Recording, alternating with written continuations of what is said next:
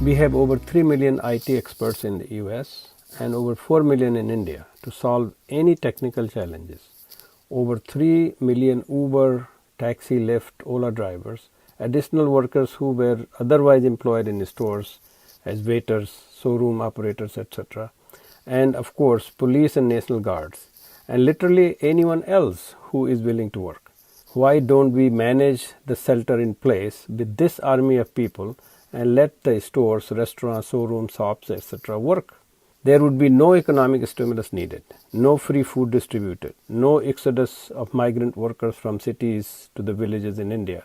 Much point of political bickering and contention, particularly in USA, but also in India, even during the sober moments of the nations.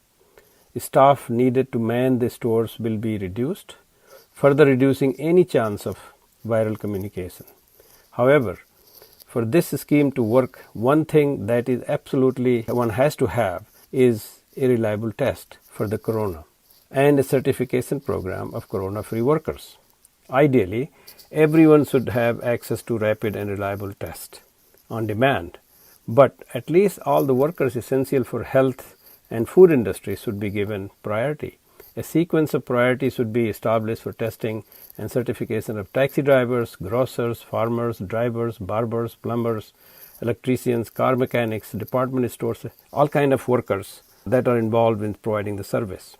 And the government must ensure and guarantee the supply of not only essentials but everything that is needed comfortably.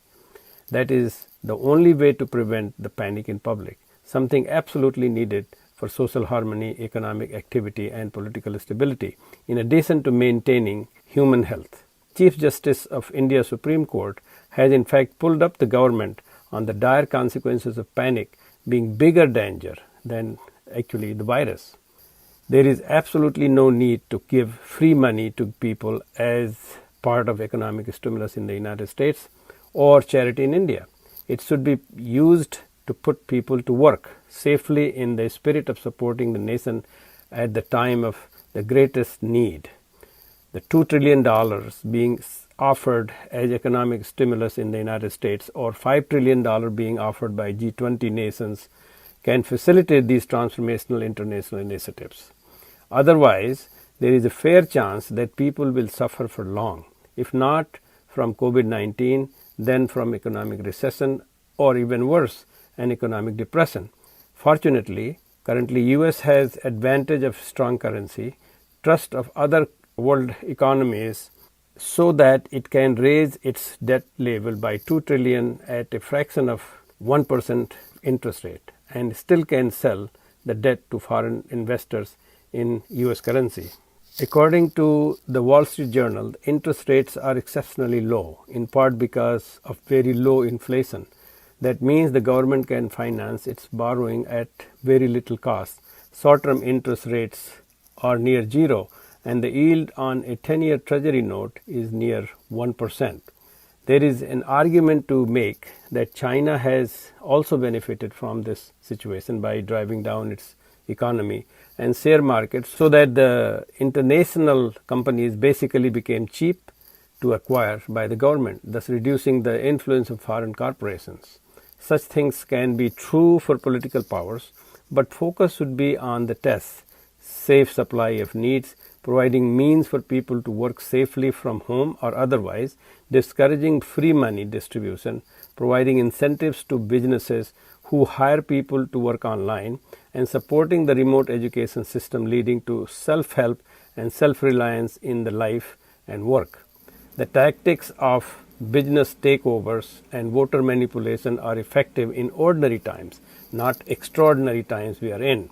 The scene of migrant workers returning to their native villages in India, sometimes by long walks of hundreds of miles, is traumatizing to say the least.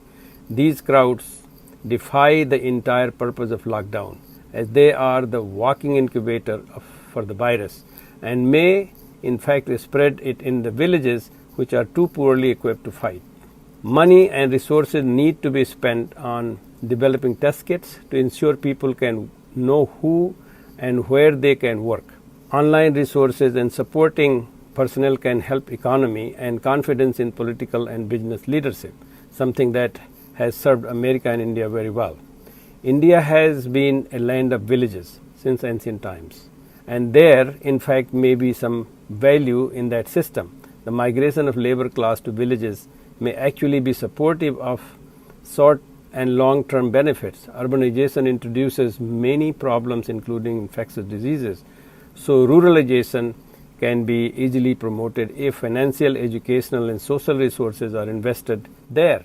If these steps are not taken, more dire consequences, something that can even shake the foundations of the political systems, are knocking on the door. Hopefully we pay attention to it. Thank you very much.